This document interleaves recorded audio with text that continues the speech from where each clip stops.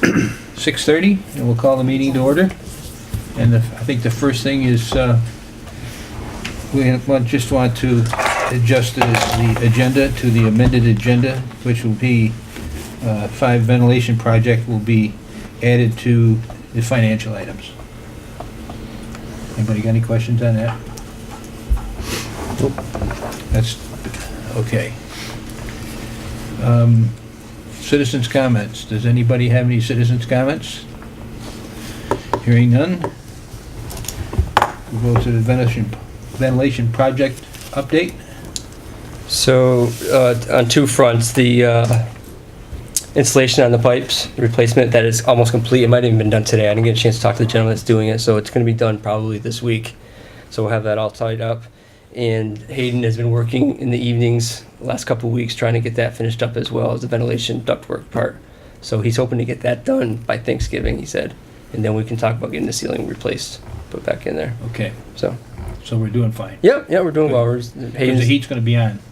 Well, it really doesn't affect the heat too much, so we can turn the heat Yeah. on no matter what. Yeah, but it would just be heating an extra space up there Yeah. because of the ceiling. So yeah, so it shouldn't affect that. We're moving along with that. Okay. Laura, you're next. Okay.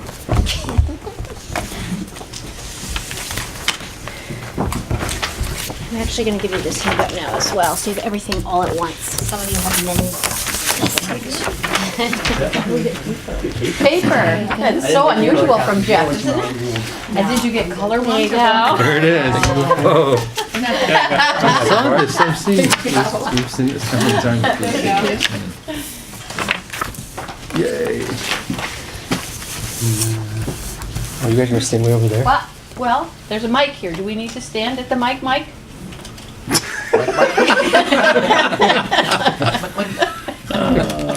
Okay, then we will. I'm gonna stay a little quicker. Okay, that's good. I have a microphone over here too, first down here. Oh, you do, well, One over here. what would you guys prefer? Somebody's gonna need to be over here to click. I'll come over there and click. Okay. We'll swap. We'll click. We'll click. You're good either way. So good evening, everyone, and thank you for inviting us to your meeting tonight. This is, I think, maybe the 7th time we've given this presentation, so if you have any questions or comments, please let me know. But we'll just start with the overview that we really are trying to align all of the things that we do here in the SVSU with the Every Student Succeeds Act, which is the federal act that was a change from No Child Left Behind. So we'll call it ESSA for short. The state of Vermont had to submit their own plan, the Vermont state plan, to the federal government, and that has been approved.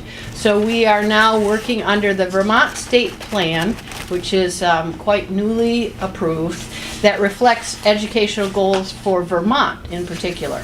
And here are some of their priorities. It is to give support to the most vulnerable students in Vermont, to prepare students to be members of the Vermont economy, and always to be looking at our budgets and our affordability and making sure that we're doing that in the most efficient and effective ways that we can.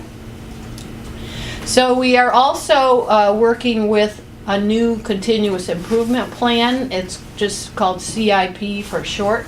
The SVSU does have a plan that we submitted to the SVSU board last month, and it is online. I have a couple paper copies of it here. We have worked together as an administrative team with all of the principals and directors to really look closely at all of the goals that we have here in the SVSU to meet all of the educational quality standards and align our goals with what we are required to do here for the state of Vermont's plan. In fact, we just entertained the integrated field review team yesterday. They are going to every school district in Vermont to sort of just take a pulse on where every school is in terms of implementing the educational quality standards, and then giving us a report back on commendations and recommendations. It's not really they're not really evaluating us or grading us, but they're just trying to offer support for schools in how we are implementing those quality standards. So part of our continuous improvement is also looking closely at data, looking at our assessment data and making good decisions from that in terms of how we use all our funding and aligning our instructional strategies. And again, offering support for vulnerable students through multi-tiered systems of support. So this is, this particular slide is to remind us that we are required to have a multi-tiered system of support in all of our schools with a balanced Tier 1 program between academics and behavioral expectations and social emotional learning. And we've created that Tier 1 plan for all of our students using the guidance from Proficiency-Based Learning, or Act 77, which is all about student-centered learning. And we have teams all over the district that are working to answer the question, what do we want students to know and be able to do? And how will they know if they have it? And we're creating personalized learning plans to help document that work. So the state of Vermont released the SBAC scores in the mid-September, and this is an overview of the district. We also gave you the letter from Rebecca Holcomb. I handed that out to you. That talks about some trends they saw this year, in particular that they did see as a whole state. There was a decline in scores. There was also a decline in the scores with all the states that are using the SBAC. That was a trend that they noticed. So this is the math. This is the district overview of English language arts. Great. And this is just part of our representation of how we're all doing on our assessments with the state this year. We're trying to use a little bit more globally and represent how everyone is doing in the SVSU, just to highlight some of the potential and the progress that we're seeing in using some of our improvement strategies. So the blue cells here, we tried to highlight what they were, the ones that were really making progress and were greater than the average of the state. So you can see in the schools, Monument and Pownell, that they are really rising to the top. They have been implementing these strategies right as soon as we started them, with consistent assessments, really looking at student data, progress monitoring, and then influencing their instruction within their school to align with the Common Core standards. And you have to remember that the test is a test of the Common Core standards, and so if it's a valid test, it needs to test those standards. So that's what teachers need to be teaching to, and it is it's a process for us to be offering the professional development to everyone, so that they know how to implement those strategies. They really are not basic facts anymore. It is about learning how to think and how to apply knowledge to the questions that they are given. So it's really it's a shift in teaching that is actually starting to show real progress. So looking at Shaftsbury, you can see that they are coming up in some of the areas, and the pink areas are where we are offering supportive coaching in the different instructional areas. So we are offering instruction, some coaching instruction here in Shaftsbury, and we're seeing some improvements there. And we are also looking at that there's sort of a rise in the results of where new curriculum has been implemented. So we're pleased to say that the math is rising up. You can see grades 3 and 4, those students have had that new curriculum with a Common Core program, so that they are able to implement the Common Core standards effectively. So it's a bubble coming up of very effective instruction. So there's other indicators that that we know that the state's going to be including in their accountability system. One is graduation rate.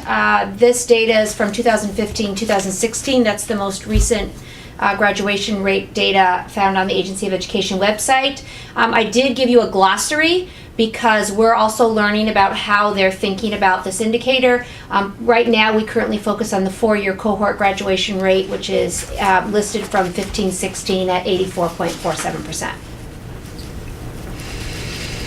Another indicator is attendance. We're pretty sure that the state is going to land on this particular information as well. This is a summary, an average of all the board reports you received last year. That gives you a sense of what the attendance rate was, and you can look specifically at Shaftsbury, but it gives you, again, a nice overview. So the data dashboard, we can kind of tag team this one. The data dashboard is we're very proud, it's a new resource that we have in our district that we created ourselves with the amazing support of Chris Aiken and our technology friends at Central Office and our data coach Melissa Senecal.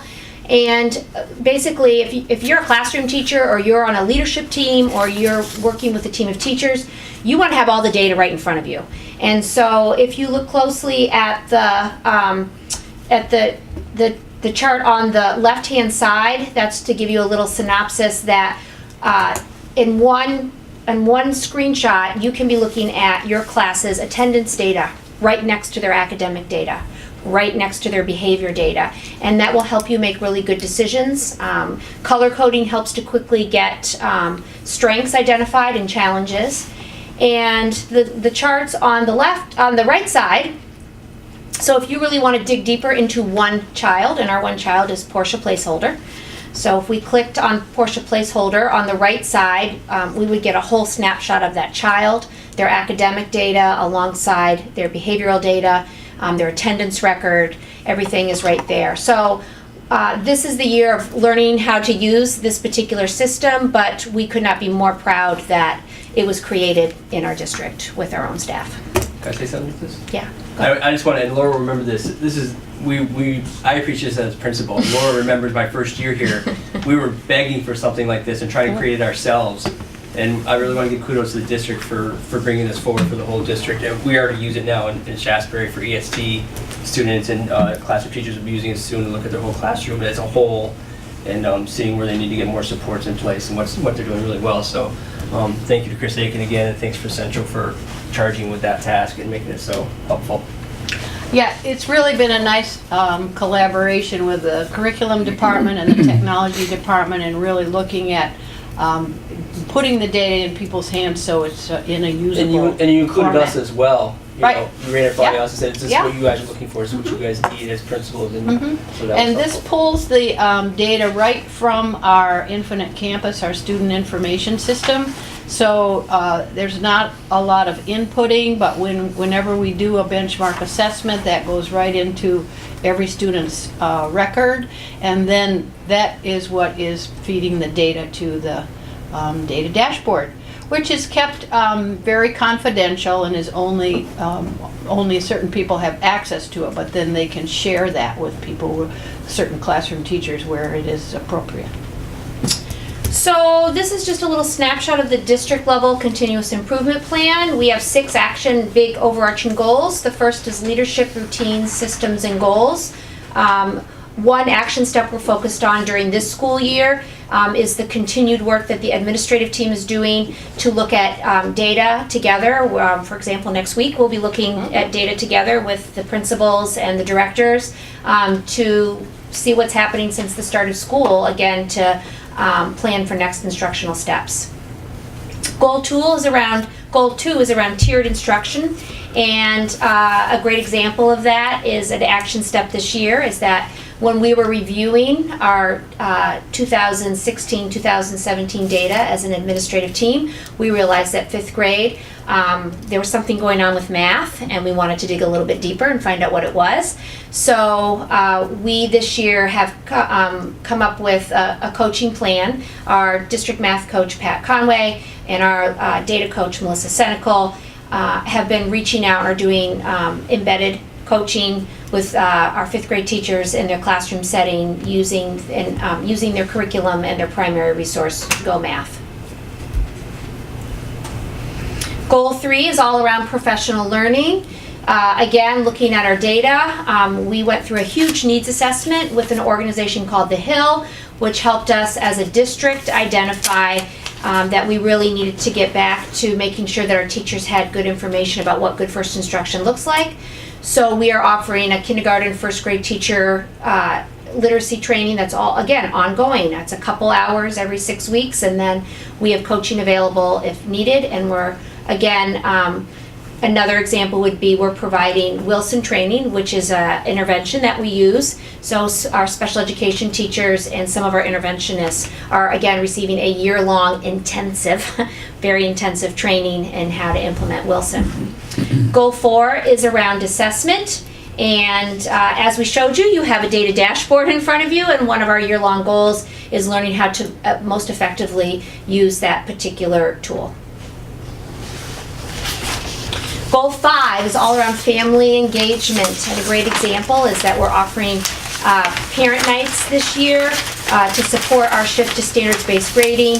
I came with some curriculum people, and we were at this open house in this very school and handing out how do you read a standards-based report card. We're doing the same thing at the middle and high school. It looks a little bit differently, but again, it's just one way we're trying to increase family engagement with the district goals. And our last goal, Goal 6, is all around high-quality staffing. We continue to monitor our mentee-mentor program. We try really hard to retain the teachers that we hire, and so Dr. Leap and I offer a full-year program of professional learning for our mentees. They meet about every 6 weeks after school. We also support the mentors that support them, and then we are also reviewing our supervision and evaluation tool, and that will be starting later in the year. Now we are entering school. Just so you don't try to read the data that's in that data dashboard, it's fake data. So, you know, Portia. There's no Portia, really, but it's just an example. So here we have a slide with our Shaftsbury vision we've had for a number of years, which is basically we're looking at the whole student, academically, socially, emotionally, physically, and we have a clear culture of professional collaboration and infrastructure that effectively uses the great staff that we have here. And below that is the 3 broad expectations we have here at school: be safe, be respectful, be responsible. We have more specifics around those 3 areas around different settings, but those are the big 3 B's that students look for and we look for as staff. Last year, we had a goal around 2 different areas, the SBAC and MAPS that we do 3 times a year, the measures of academic progress. In SBACs, we looked for a 3 to 5% increase in both mathematics and ELA. You'll see it was 42 to 45% in mathematics, and then 45 to 48% in ELA. And then MAPS, again, we looked for basically a projected growth rate of 2 to 5% in all our students. And measured academic progress, again, we take that 3 times a year: fall, winter, and spring. In the lower we'll click and we'll see so that's how we did on MAPS this year, which we met our goal. And in math, we saw a 5% increase in progress, which is very good for students. Again, that lower comes from MAPS itself, isn't it, that recommendation? So MAP says that we should be looking for 2 to 5% Yeah, 2 to 5%. So we're at the higher end of that, and 4.2 in reading. Again, very good number for what we look for in MAPS. Is that this year's, or is that a reflection of last year? Last year, so up to the end of spring of last year. Actually, is all of the data that was on these other pages from last school year? Or this fall, these It was given in the spring. It was given in the So test was given in the spring, yes. Last With school this year. current school Yeah, year. yeah, we started all Because I know over you this gave year. them in the fall, We but did. it's not this data. Nope. Okay, Nope. that's all I Nope. wanted to know. Thank you. This is our SBAC data compared to the state and the SU. The state is blue, SU red, and the school is in orange, and you see the percentages next to there. Again, this is in math, so we identified 2 grade levels where we're getting coaching in mathematics in grades 3 and 5. So Pat Conway comes every week and meets with those teachers and works with those teachers and hopes to see improvements in those areas. Next slide, Laura. That's ELA and SBAC. Again, state is blue, SVSU red, and school is yellow. We saw some really bright spots in 6th grade. We saw 63% doing some nice job there. 5th grade as well is around 55%. We've identified some areas in the younger grades in 3 and 4 that we're addressing within school. And again, the comprehensive assessment we did last year around ELA. We'll have a new program in place hopefully next year. Is that right? Hopefully. To kind of streamline and get everybody on the same page as far as ELA instruction, good first instruction. These are our goals for this year, using the same parameters we thought of last year. So we're looking for 41 to 43% of students in mathematics and 48 to 50% of students in ELA on the SBAC test we take again this coming spring. And again, a 2 to 5% projected growth rate for students in the math. And again, those growth rates are just what we want to see. We want to see kids improving.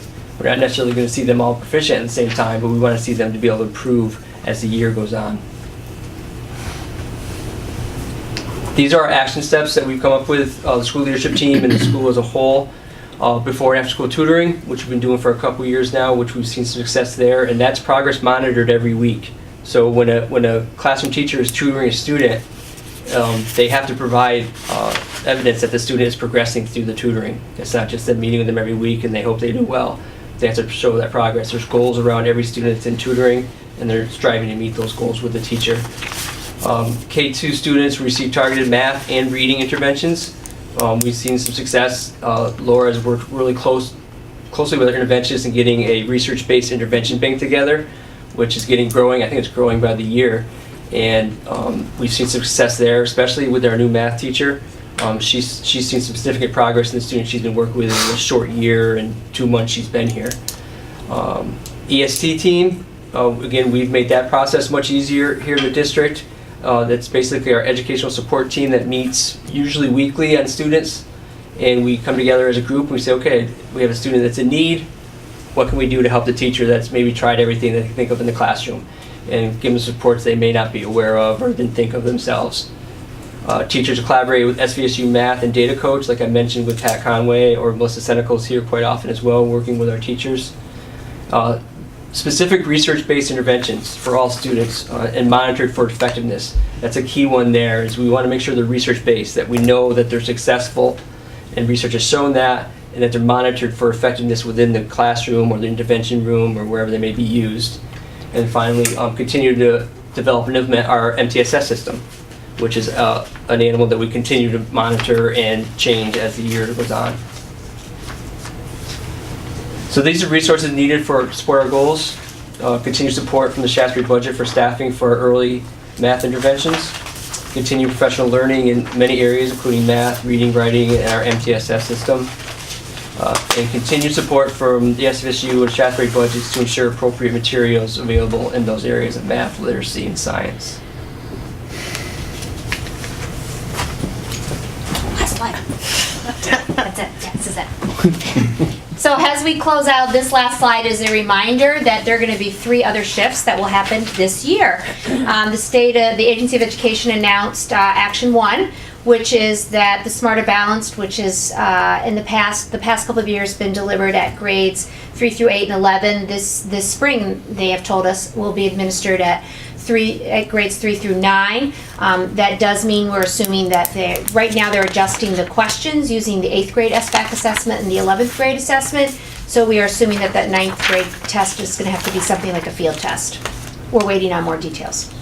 Action 2 on that list is all about the next generation science standards that we have been asked to teach to the next generation science standards for the last 3 years, and we have realigned our curriculum and our units. The last year was the last year that we administered the NECAP science assessment that was assessing the grade level expectations, and they have assured us this spring that there will be a new assessment given in grades 5, which is different, a change from 4th, 8th, and 11th grade, and it will be called a field test, so it's going to take a few years for it to become a tool that we can use to measure the effectiveness of our programs. And the third action, and the one that has created the most conversation, is all around there is going to be a new physical education assessment. The state wants to honor that we really want to look at the whole child, and that we really want to monitor the wellness of our students. And so they have released on Friday, actually, at a big release, that the assessment will be the fitness gram. which our schools in our district are already familiar with. It is a norm-referenced phys ed test, which Mr. Johnson could also help me with. And they have not told us yet, as of Friday, the grade levels that it will be administered to, but they assured us that we will be field testing that this spring as well. So we just wanted to leave you knowing what was coming. And on that note, do any board members have any questions? I've got a couple. I'll start with the most recent one, the physical education assessment. Yes. I think that's great. How will feedback be given to the student or to the parents for? That's a great question.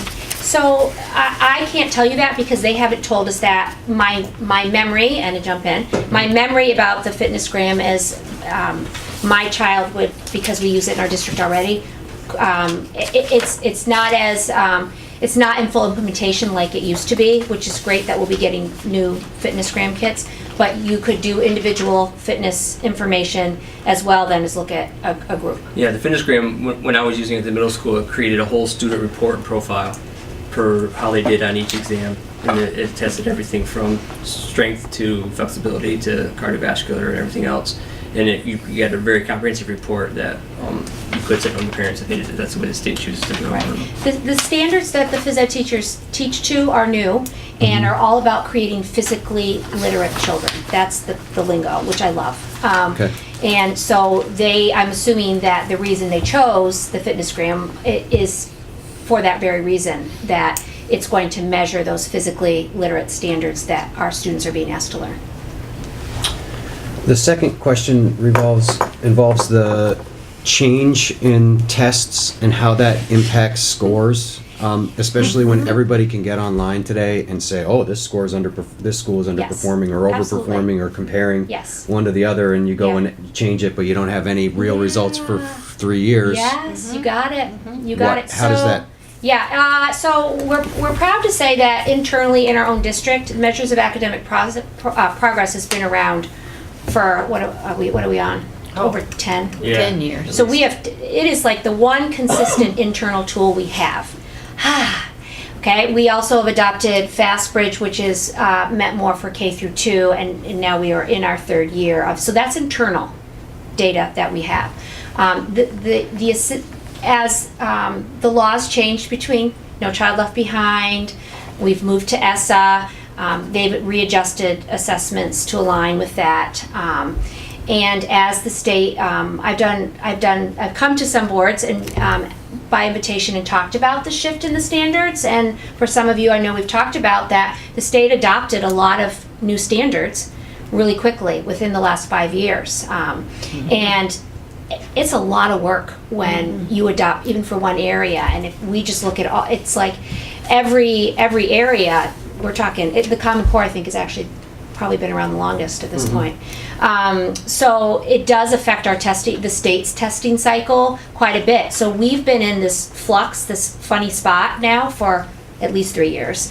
And the reason I'm showing you that last slide is to remind you we're gonna be in flux a little bit longer while the state really lands on what they want their accountability to be. But the one thing I feel really good about is how we're trying to get better at using our internal data, which is why we showed you the dashboard, where we're really using our own attendance data and our own behavior data and our own academic tools, which are aligned to the standards we teach to help us make good, we want data right now to help us make good decisions, to move forward as soon as possible to make instructional steps.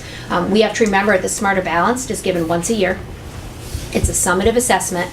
It measures standards, whereas math, we do a pulse quickly 3 times a year for ELA and math. And so it's right now we are definitely still in flux. So if one looks at rankings that are found, I can't remember the name of the site that you can find them on, but where they rank every school in the state.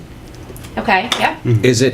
Is it apples to apples for every school in the state, the way these scores are, or is it? So I gave you Rebecca, I just for point of reference, the reason I brought Rebecca's release statement this year is she really talks about, it's on the second page, I think it's the second paragraph.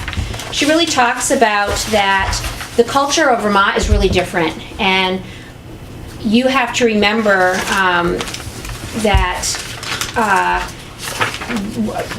every district is very different. The kids we serve in every district is very different, and so that's why these presentations are really important, that you are focusing right here in this moment, and we're trying to give you a balance between our local data and the summative state data. But I also feel like the one thing I really like about Rebecca Holcomb's message constantly over the last couple of years is don't put everything in that SBAC basket, because that's what we used to do with NECAP. Well, it's helpful because as board member, I know I've been asked several times, tell me why we had a person from the community here last week, tell me why Shaftsbury's underperforming.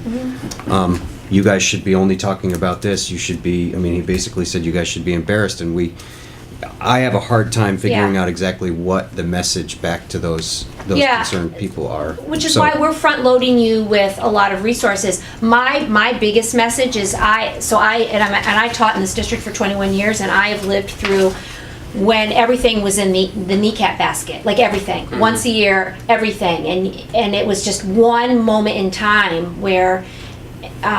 It's different. You have different kids, different years. So you really want to have, I love the fact that we are looking at multiple data points to make really good decisions. And that's what we're trying to do right now. And so we're hoping that we're giving you pieces of information and what Vermont's thinking about as they build their accountability system, because the message is clear to me that we want to look at a lot of things when we're thinking about a child. Sure. And so, but your question is really good, because what's accentuated in the media is one test score that was given on one day at one point in time. And we really want you to look at this really well-rounded approach. And we do have a lot of...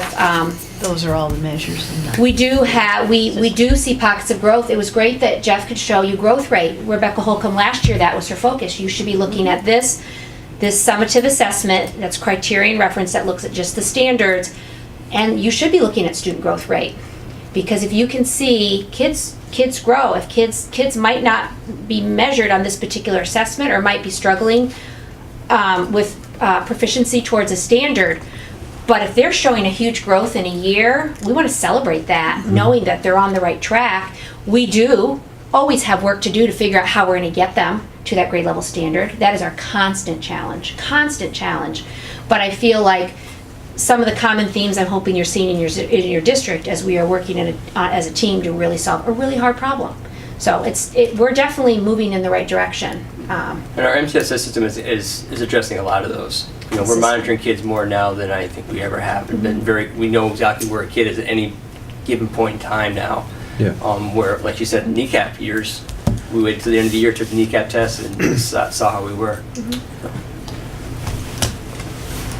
We've had discussions in the not too recent past about the number of days that are spent either taking standardized tests or prepping for standardized tests, and what that comes at the expense of. Yes. And I think it's difficult for you to you're in a difficult position standing here answering reasonable questions from the public, from board members, trying to put a positive spin on what just look like low numbers. And I can't help but think that there was an opportunity missed when we switched from the previous NECAP system to this system to sort of re-anchor the numbers. And somebody decided that proficient was the number we were going to be focusing on, and they made it very hard to do that. Yes. Clearly, when you look at Vermont's numbers, and I suspect Vermont's numbers are good compared to the rest of the country. Right. 50%. That means half the kids are not proficient. And Right. what does that mean? So, already there's just a built-in disadvantage, I think, to the system that all of us have to somehow, put our energy into combating when we should be putting that energy into actually teaching the kids. Yes. That's And I feel like I am so proud of the work in our district, because it is truly about as teachers coming together and collaborating, because the one thing we want to make sure of is that we're really clear what we're teaching to, that we really understand the standards, that we're providing time for teachers to understand all those new standards that were adopted. That has to come first. And then we got to support the teachers that might need some support in understanding those standards. We have to make sure we have resources in place to teach to those standards, which Jeff referenced in his presentation as well, that it's been a huge shift in our district to make sure we have the appropriate resources to support the standards that we're teaching to.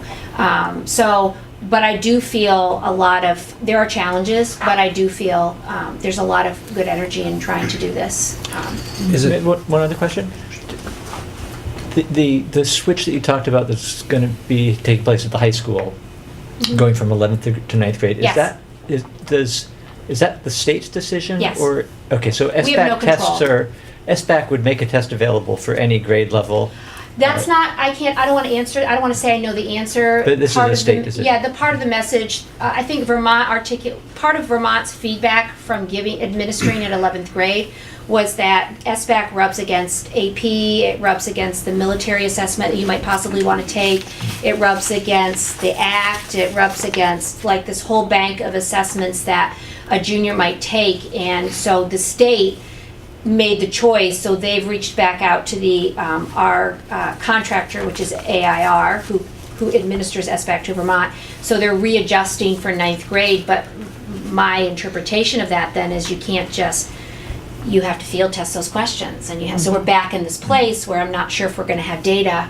That's why I think when we did the high school presentation, I was thrown a little bit because I had this moment. I was like, oh my gosh, we're back at square one again. You know what I mean? Because it's a different thing. Yeah. Thank you. It's constantly in motion.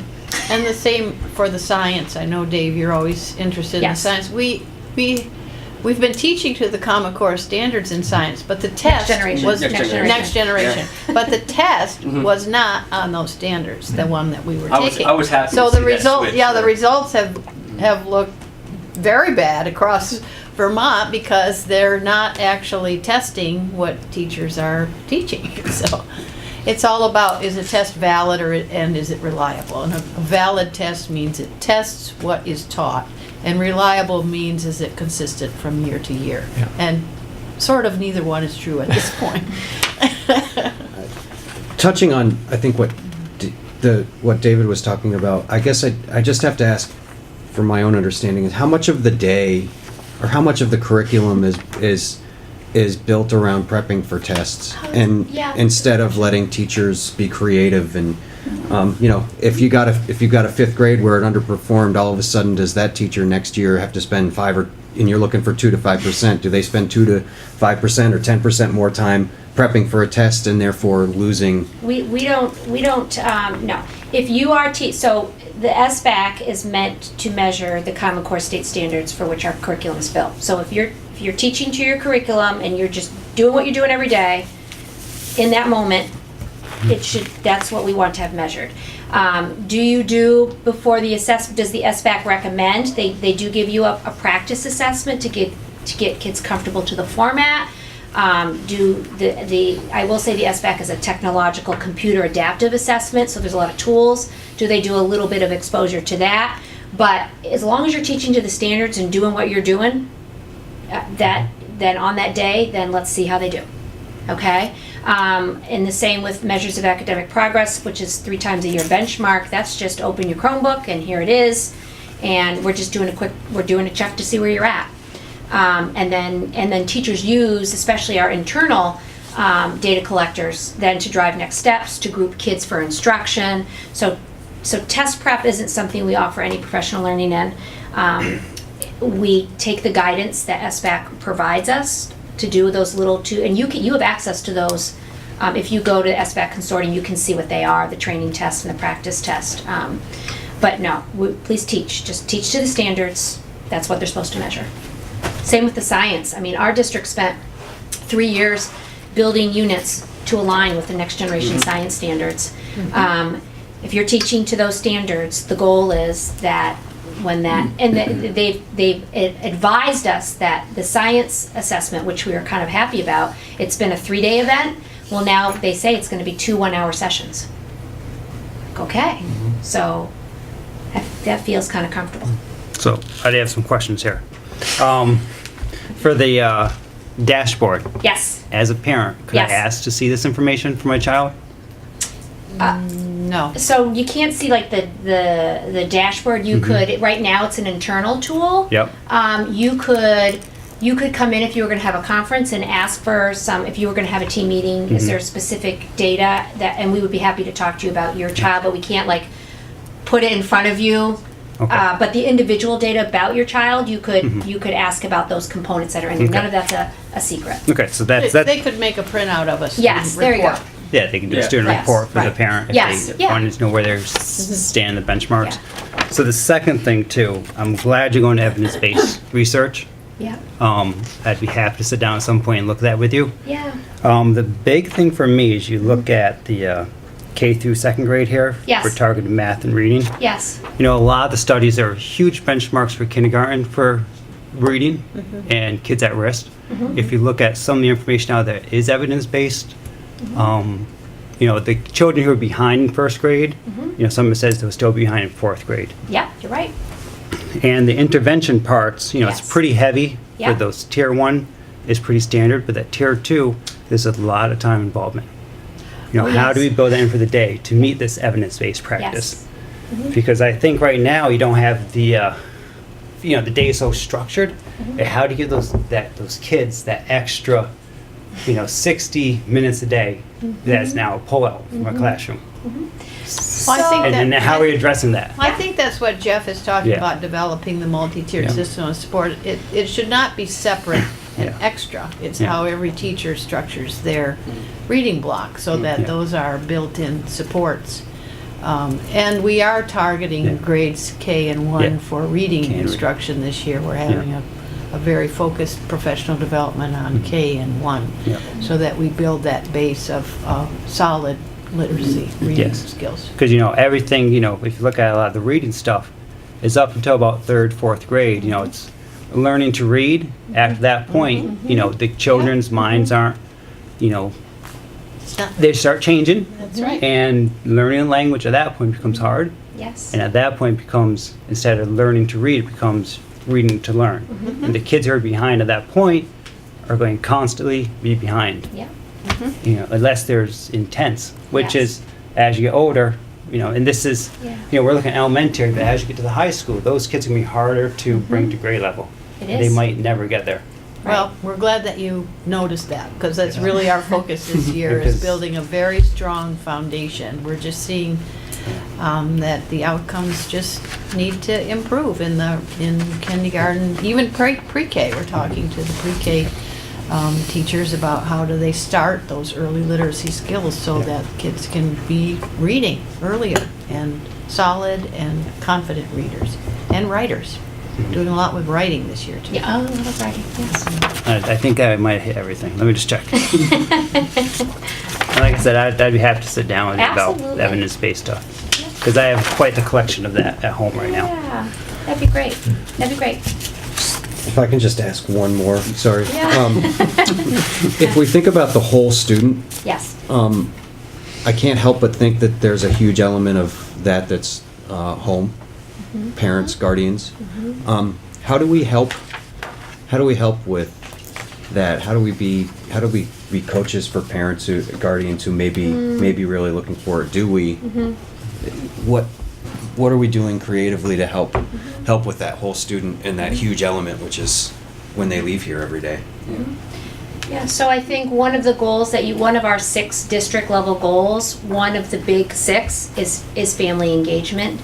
And one of the recommendations we got out of the literacy needs assessment that was done through the whole district was a recommendation that we need, one offering is having educational nights here. That sounds really fun, so people will come, but literacy nights, but to get a diverse group of families to come so that you can start to network with each other, but then learn about some evidence-based practices that you might be able to use in your own home, is one of our plans, but we're also looking for ideas. So this is also a great thing that you could brainstorm as a school community about, that we would love to learn from you and take from your ideas about we're always looking for how we can connect with our families. It's a huge need and we could definitely use some help.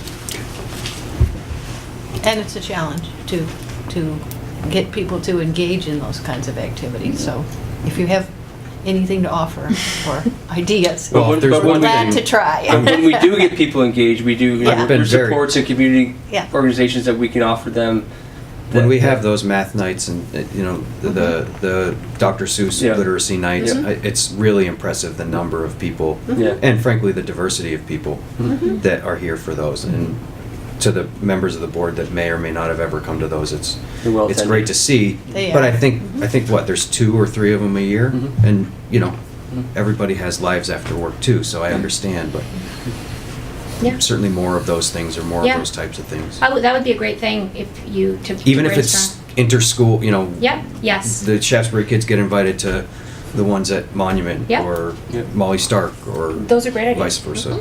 Absolutely, those are great ideas. Anything else?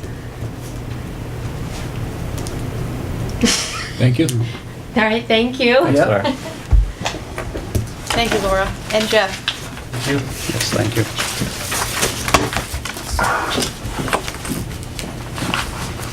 Action items.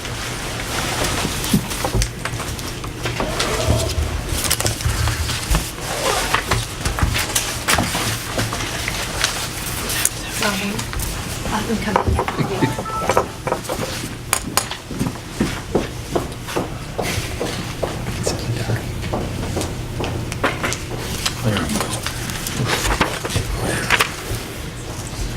Okay. Let's go on to the treasurer's report.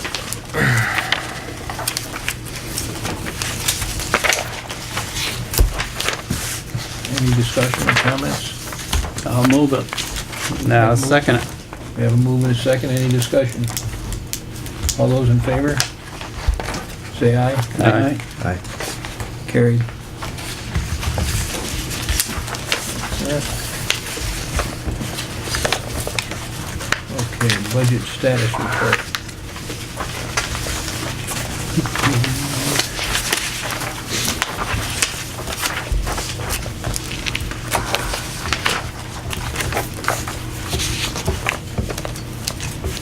Anybody got any questions on that?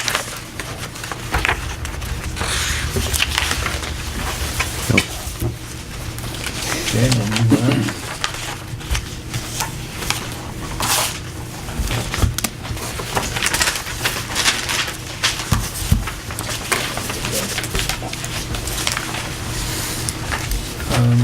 Tilner Fund request.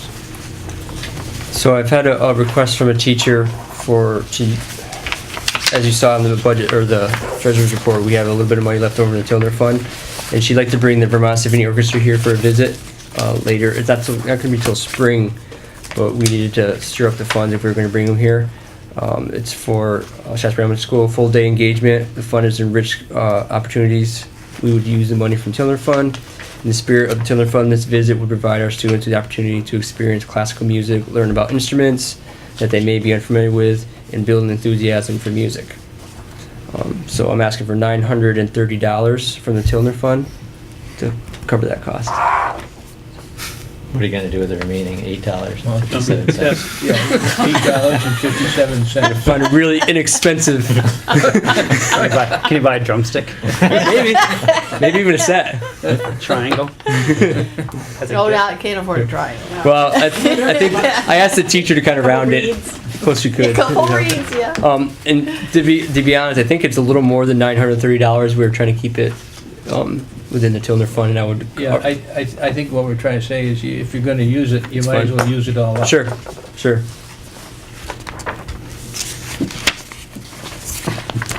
Okay. So we give him the okay to give him the okay. Has that, just for those of us who don't have long memories, maybe Fran has the best institutional memory here. How long have we had that fund? How long has that been? A long time, I think. I'd say at least 20 years. 20 years now. I mean, Was it since she passed? Was it shortly after she passed? yeah, it was, Yeah. it was right Yeah. after she passed Yeah. when we came on it. It's been around for a long time.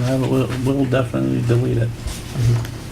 Yeah, and I think when we do it, we should, We go will. ahead. Yeah. Okay, can we have a motion on the Tilner So moved. request? Do I have a second? I'll second it. And what was the dollar amount on that? $938.57. $938.57. 938.50, got it.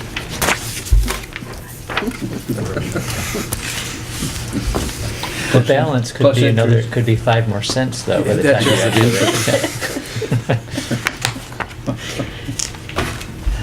Okay, all those in favor of that? Aye. Aye. Carried. Thank you very much. Okay, 9/11 compliance grant. So I brought to the board's attention a little bit last month, and I'm bringing it to attention now because it's something I'd like to pursue. As you know, I've mentioned many times, our phone system is very outdated and does not work well on certain occasions, especially when the weather gets to be 20 degrees or colder. And it's just a poor system. We're not in compliance with 911 as it currently is. When 911 calls us, we don't necessarily see Shaftsbury School come up when that happens, or when we call them, I'm sorry. So this is a grant the state puts out. We missed the opportunity for it last year before I knew we were out of compliance. The opportunity is there this year. I did some research along with Renee Gordon from Finance and Frank Barnes from Technology. We already had a quote in place if we were going to do new phone system from a company that worked with Pono a few years ago. And basically what I'm asking for is a commitment from the board to pay half the cost of the phone system. We need that in place to apply for this grant. If we get it, we cover half, they cover the other half of the phone system, up to $25,000. The quote that we had was $44,000 roughly for a new system. So I would need and I did ask specifically, do we have to use the money this year, this fiscal year, or can we use it next fiscal year? And the grant organizer told us that we can use it next fiscal year if we want to. So we can budget for it for next year, put in half the money into a budget line if we get the grant. Unfortunately, we won't know until March whether we get it or not. So we may have to budget for it, hoping that we get it. If we don't get it, we may have to, reassess that. But I've got the grant all filled out, scope of work, everything we need for it. I just need a commitment from the board that they're willing to say they're going to cover half the cost. And Renee's happy to write a letter in that support as we apply for the grant, which is due, I think, in the next couple of weeks. Okay, so basically, this is going to be for next year's budget. Yeah, we would do it. We would do the work in the summer. So you want to put it into next year's budget? Yeah, but I'm asking for a commitment from the board to say that we're going to do that, so that we can move forward with the grant. Do we know generally how much? Do you have a ballpark? So the quote we got was $44,000. So that'd be Yep. 50% of that. So 22. 22. Yeah. What are we getting exactly for that? What does the system consist of? It's a completely new phone system. Phones in every room, which 911 is almost requiring us to do because they want to know exactly what a room is coming from when someone calls 911. And basically just all new rewiring and everything, so it's just a much more updated, modern system. I can't speak to the specs as much as a tech person could. Our tech person, Chris Rofe, who works on our phones when we have issues, has recommended it for a couple years. And then when 911, and actually so did Vic Milani, who's a new safety and security person, who said, you need phones to work on a consistent basis. Plus, you should have phones in every classroom in case there is an emergency and you need to identify or talk to somebody in certain classrooms. And we don't have that. Right now we have a handful of phones here. So. And this would be hardwired versus like a VoIP phone? Yes. Yep. Okay. Yep. Usually we check with central office. I don't know who's in charge of doing it. Maybe Paul Desrow is in charge of that because we used to have Jim Marsden look at that stuff too, and Rick Pembroke. And I don't know if there's anybody designated over there in case other schools are doing this also. So we're No, we already tried to see if other schools would be interested in the grant. Oh. And we were the only one that. Oh. Yeah. Okay. Yeah. We All right. were gonna do it. We were gonna do an SU grant if we had more than one school that was Right. interested. Okay. But I guess we were the only ones that were willing All right. to take them on. So. Okay.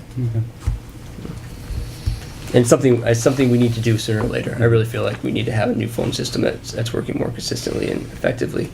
So I think there's an opportunity to save some money and hopefully get it done next summer. My biggest concern was, what did we have to do it this year or spend the money this year? And they said we didn't have to. Okay, so basically we want to Make a motion. I'll make the motion to commit to a new phone system. up to $25,000. Is that? 25,000. You could say that, yeah. Yeah. In case it- Yeah, Give a little because leeway. that, isn't that what the, Well, the 22. quote, the quote was 44,000. Yeah. That was a quote, and we put, obviously, we do an RFP on this because it's over 15,000, so, right. but there Okay. was, So we have a motion, do I have a second to that? Second. And that includes the 25K cap? 25 cap. Yeah. Yeah. Assuming we get the grant for the rest. Any other discussion on it? All those in favor? Aye. Are you guaranteed that grant? are we, no, we're not guaranteed the No, grant. this is, I'm this is if you get the grant. I'm very optimistic. Okay. I am. I mean, they send us this. They send And, us this uh, every year because they want people to be 911 compliant. So, Yeah. thank you Okay. again.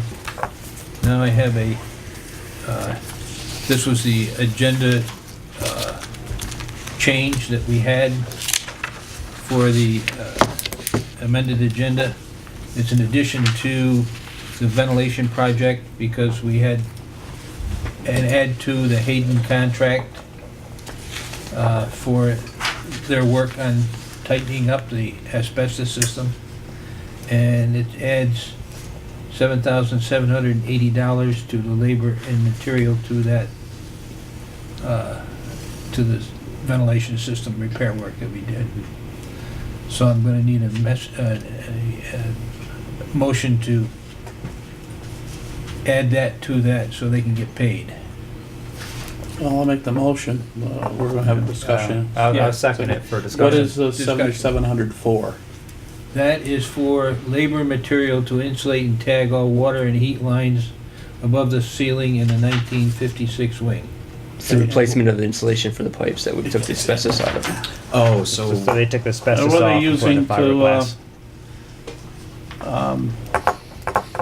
Seal it up. Fiberglass. Oh, fiberglass, it's not that foam stuff that, No, Yeah. No, it's not the Okay. Home Depot foam, no, black foam. well, no. They're just wrapping. They're just rewrapping the pipes with fiberglass insulation. oh, okay, Yeah. all right. Yeah, that's what I was talking about. That at makes the beginning. sense. When I said 77, wait a minute, that stuff doesn't cost that kind of money.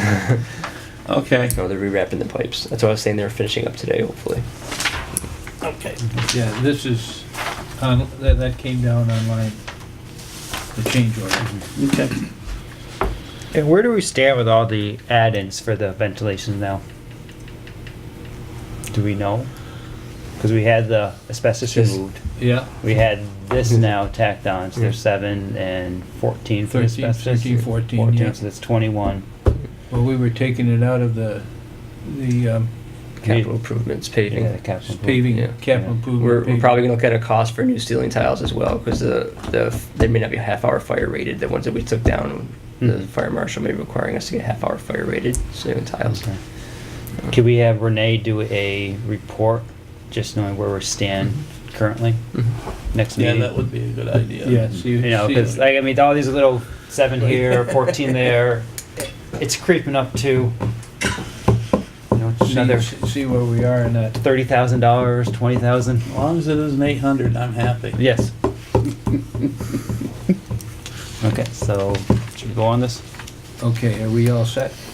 Are we gonna make the motion that we're going to, we got a motion and we got a Yep. So second? this is a motion to pay the bill Pay or the to bill. approve the expense? To change, For the change order. change the contract. and- Okay. You're basically And changing it add anyway. $7,780 Okay. to the Hayden contract, so that he can get paid.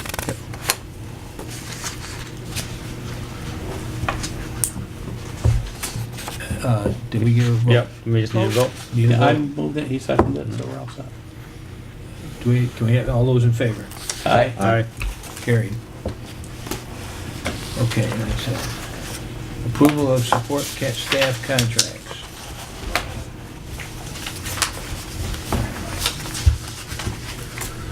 No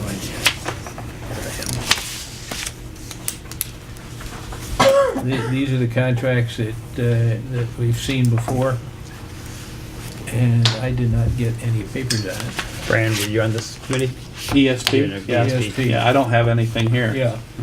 I But thought it's ju- maybe there'd be a, there's Yeah, nothing in the packet. yeah, I, I missed, I wasn't here the last meeting. Did we have a, No, they did not, There was- they hadn't approved it. They we had- didn't review anything then? No, because No. they didn't approve it. Right. I thought we were gonna do this as a carousel at the, No, they decided to have every board do it Okay, at their regular meeting. I mean, that's fine anyway, but Yeah. I don't have anything in So- front of me, so. There were some minor word changes that were done Mhm. by the lawyers and the paraprofessional union representative that were to, I'm sorry, I don't have the document Yeah. with me. I think but we need to see. Yeah, They Yeah, were so not, before we they were vote not on it. significant Yeah. changes. Yeah, I know that there were small changes, but Right. I'd feel more comfortable if we had something that we could look at and then just make sure that, There was nothing in your packet? no, Nothing in the nothing. packet. No. Was there anything concern of the ESP, Fran? No, no, basically, I mean, there was some language about health insurance, and then there Yeah. was they had a few other items of, Almost our bereavement. Bereavement. yeah, there's bereavement and something, Was it three the other items. family medical leave? FMLA. Could be, yeah, FMLA. yeah, and I don't know what the other one is, but, yeah. Mentioned it at the BSD meeting. Jim did. Was it? Mentioned at the BSD meeting. Yeah. Okay. Yep. So, wait till next month to vote on it. Can we do that, or Well, it's delaying the should we come over to the process. central office and just meet right there and look at it, and I guess, if you want. There's some- that's up to the chair. Yeah, it's up to you. Could we all go to the central Yeah. office, maybe in the afternoon, whatever time's good for somebody to look at it and just do it there, Yeah. instead of waiting till then? Because, they'll probably want to get paid. Well, they're trying to do all the Yeah, the retroactive pay retroactive. changes so that Yeah. everybody Yeah. can be Yeah. brought up to date. I mean, I don't think there'll be a concern, but I'd still like to see something before I vote on it. Right. Oh, yeah, Yeah. yeah, that's the idea of going over there and looking at it first. We could vote on it there, I would assume. Exactly. You'd have to warn that meeting, I guess, so. Yep. I'm flexible, so it Yeah, doesn't I'm matter pretty for flexible. you guys or. Flexible. We just need three of us there, just a quorum. Why don't, Yeah. why don't you get in touch with central office and then propose a time? We can find a time that works for three of us, I'm sure. If you can email it to me, I can get down to Or just easily. call Or, in. I'm sorry, call. Yep. So if I can see Yep. it. Have them send out in advance. Okay. The weekend. Okay, so I will. Other boards have approved it already, so it's circulating somewhere? It is circulating. A final version. Yeah, because we haven't seen any, because last time they were still working on it, at our last Yep. meeting. They haven't approved it. Okay, so we'll go ahead and we'll get a time with central office and contact everybody. Okay, I'll do that. Consent agenda. I'll move it. Second. We have a motion and a second. Discussion.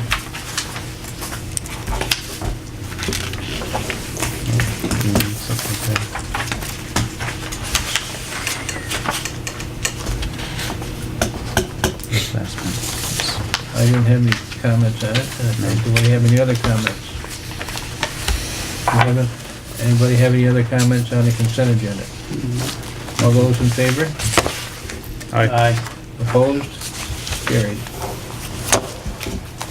Policies, facilities, you don't have anything? No. Personnel, you don't have No. anything? Principal? Next Tuesday night, on November 14th, from 6 to 7:30, we're going to have our annual family game night and book night, or book fair night. This has become an annual tradition. We've done it for several years now here. Our students bring families to participate in a number of fun math games in the gymnasium. And we also have our family book fair night here in the library as well, so we get a lot of families into buying books. What time is it, did you say? It's from 6 to 7:30. And it's Next always, Tuesday? it's what Scott was talking about 14th. earlier. It's always well attended, and it's a lot of fun's had by all. We're changing up the math night a little bit this year with a scavenger hunt, I believe, so it's gonna be a little different than years past. The No Strings Marionette Company was here the last 2 weeks, not this week, but the week before and before that. They completed a 2-week residency. Every student had an opportunity to make puppets this year. Last year, we only had 2 grade levels, I believe. I'd like to thank our wonderful art teacher, Miss Emily Umflett, for organizing the residency and working out with our teaching staff to scheduling, as well as linking the puppet making with the curriculum in the classroom. We had everything from pond life to explorers to, I think, some Greek mythology. It was a lot of fun. I went in and out throughout the 2 weeks to see the kiddos working on their puppets. There'll be a presentation next month on some of those puppets that the kids made. I also want to thank the board for funding that this year. Last year was funded, I think, through the PTO, and the board was gracious enough to put it in the budget for this year. And Emily wanted to extend those thanks as well. And as per our conversation earlier about the phones and cameras, I've shared with you that I've worked with Victor Milani, who's the new safety and security coordinator for the district, going on almost a year now. And one of the things that he's asked us to do is kind of look at all our different systems, including phones, exterior, interior cameras. And he is, part of that work is kind of assessing those systems and how they work, our communication within the school with our intercom system, which is working fairly well. But the two areas he's identified is one is phones and two exterior cameras here at the school. We don't have any exterior cameras except for the one when you push the buzzer. And it does shoot down the sidewalk pretty well, but again, somebody's got to push the buzzer, you got to push the button to see it. We did a walkthrough with Chip Watson. Chip Watson from the high school. I guess he's a bit of a camera expert. He's a technology person here in the district. We did a walkthrough with him. He's supposed to get me some quotes on a camera system with the number of cameras that we would need to cover the exterior of the building, with a monitor or two, maybe one at the secretary's desk and one at my desk to kind of monitor those areas throughout the day. Also, if anything did happen at the school at night, we'd have a recording of that as well. He wanted to come today, but we had the presentation set up already for the where we are at for our SBAC testing and everything. So he's going to try to come next month as well and speak to you about those as budget season's coming.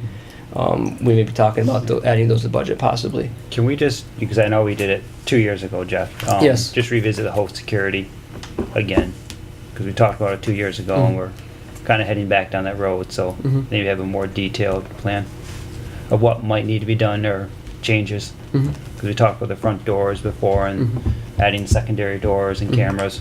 So might, if you could come up with a new whole security proposal, I think. Well, before I say I'm going to do that, that cost us money last time. We had McDonald Seacourt come in and do a whole plan for the front of that building. I could bring what we did that. And maybe have a discussion about it again. Yep. I could bring that. I mean, the cost might be different because it's a couple years later. But if you're looking at the same possible structures changes we were making, that's not going to change. Yeah, but I could bring that back. I still have those documents. Yeah, it'd be nice to revisit that again because we moved away from it. Vic would like to come and present too, Yeah. at your next meeting, Yep. so he So might. just tie it in with that. He might be able to, at least preview with some of the areas Yeah. that you might wanna look into.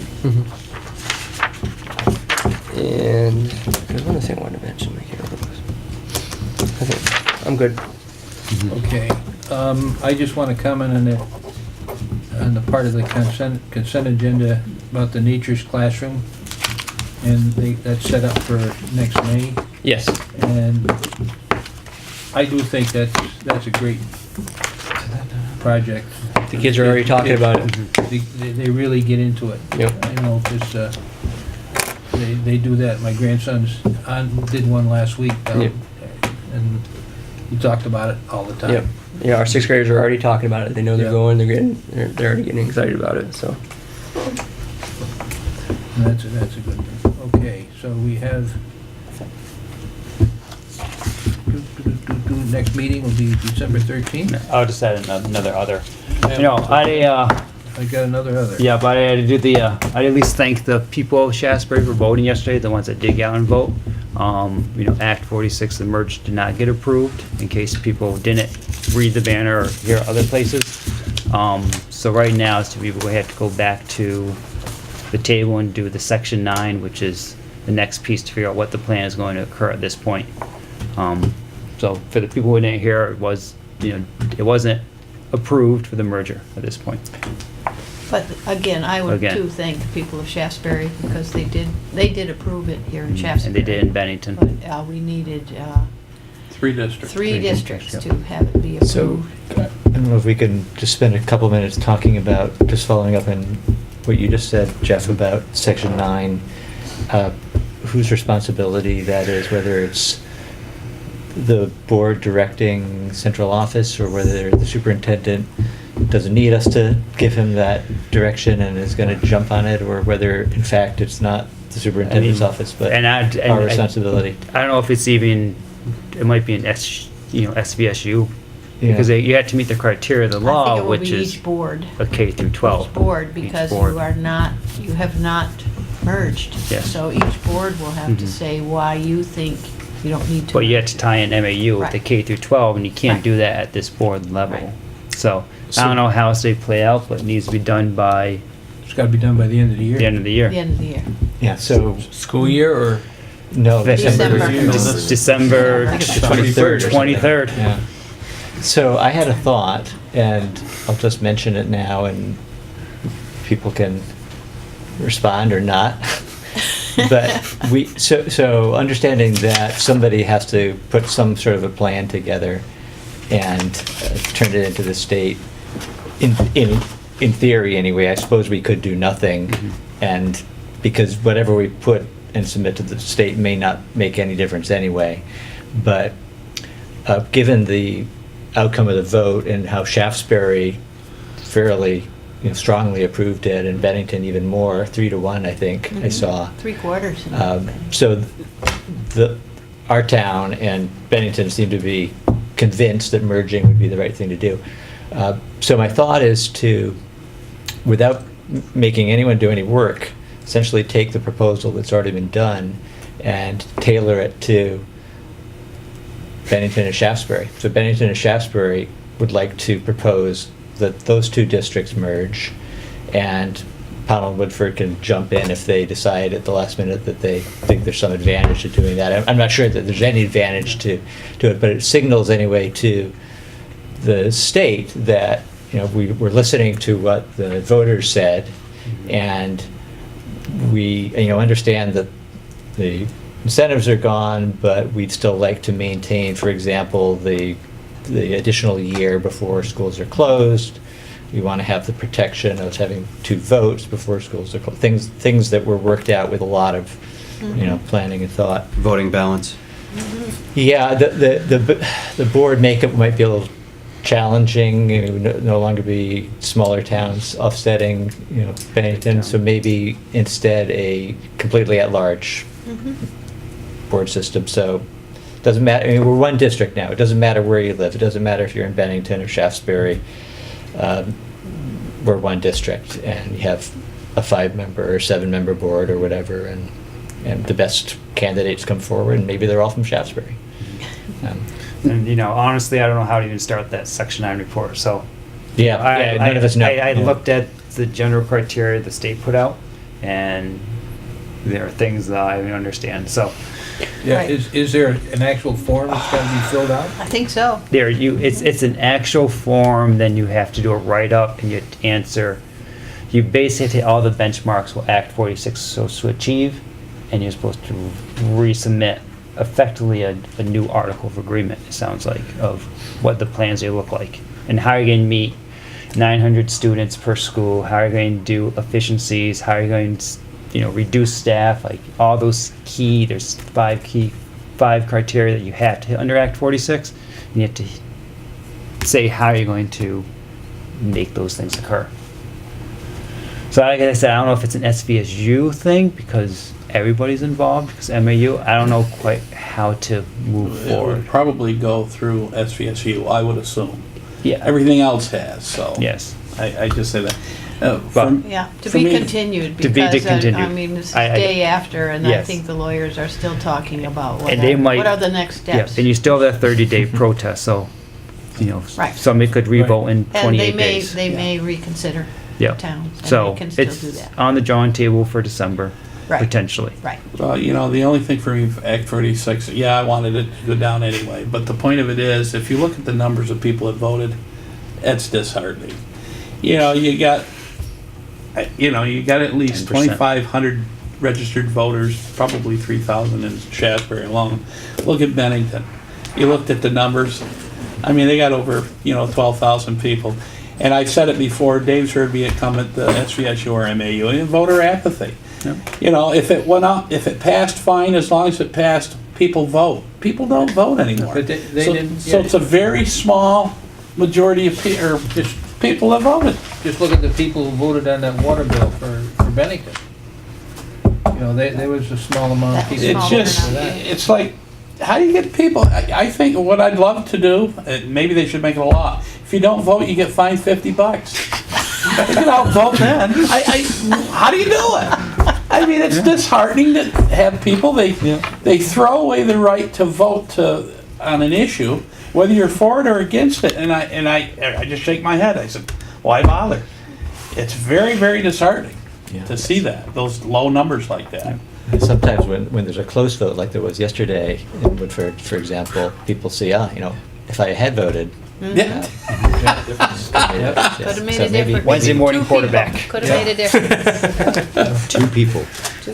As Oh, well. announced. That was Oh, the 4 comment. in Pownell. And 4 in Pownell. Yeah. I know, it's not, it's Right. 6 people. I have a few People. other things, unless you're still on. Look at No, this room. I just want to let people know where we stand. Yeah. Chase. Okay. Got one of those? Did you get did the not. most recent one? Because No. I think that's a recent. That was copy. one of my questions about the student enrollment.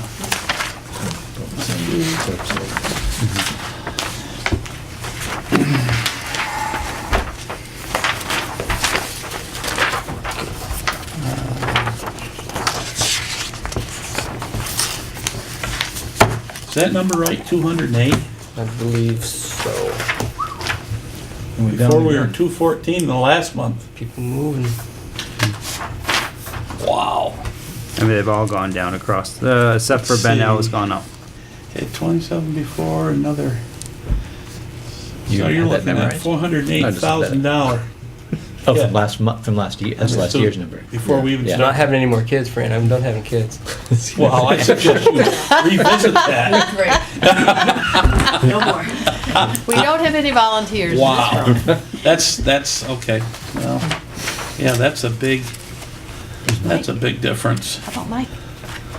The other thing I have, and I'll just say, how about the rats in the school supposedly? What's happening with that? We're working on it. Okay, so do we still have them? Are they still visiting us, or? We've had a visit, I think, Monday. You can just, okay. Well, He is a wily, Okay. Wile E. Coyote? Yeah, we've had 2 exterminators in and Okay. we're doing the best we can. And the only other thing I have is the air monitoring. Are we doing that and sending it to the state? And No, the state hasn't requested that. oh, okay. So they will request it if they need it or something. I actually talked with her. I talked to Michelle Reddinger this year and she hasn't. She checked with me when we okay. started the ventilation project. She said that Okay. they're doing fine, so. All right. Wow. But if it gets cold, the ventilation system should be up and running. It should be up and running by then, and then I'll monitor it Yeah, I'll just to- monitor them to see the difference between last winter and this winter. Yeah. And I think I asked last year too, Jeff, just, could you do a monitor in the cafeteria at some point at like a That's what function? Just so we see what the numbers are, like, worst case scenario. I think I did one last year. I can check my records and see if I didn't. I can do one. Because, that's one of the ones ventilations we have to address in a future date. It'd be nice to have that information. It might be tough to do with it might be tough to do with the monitor I have. Yeah. Because it's a little handheld monitor, not much bigger than this. I'm thinking like school concert. It's I know. I'm just saying. I don't know how big of an area. I don't know, but Yeah. just to have some benchmark. Yeah. So, Yeah, I can try. I just know that, like I said, I know the concert's coming up, so I figured nighttime concert, packed gym would be a good, how bad is it really in there Yep. with full house? So it's just a nice thing to see. Yeah. Okay, I'm done. That's all I got. Anybody else? All set, Dave? All set, thank you. All set, Jeff? Yep. Motion to Okay. adjourn. Motion. Second. All those in favor? I want Aye. I want the second. You